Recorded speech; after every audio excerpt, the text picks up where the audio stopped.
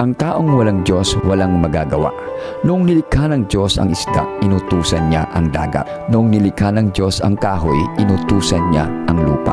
Pero nung nilikha ng Diyos ang tao, ginawa niya ito sa sarili niya. Kaya ang sabi niya, likhain natin ang tao ayon sa ating wangis. Kung ilalayo mo ang isda sa dagat, siya'y mamamatay.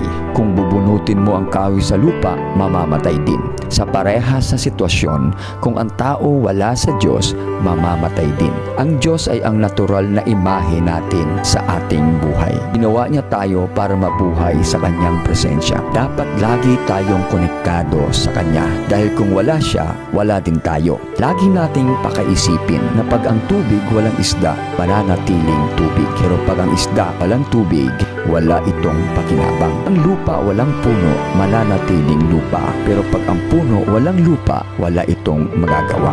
Ang Diyos na walang tao, Diyos pa din siya. Pero pag ang tao walang Diyos, ang tao ay walang magagawa.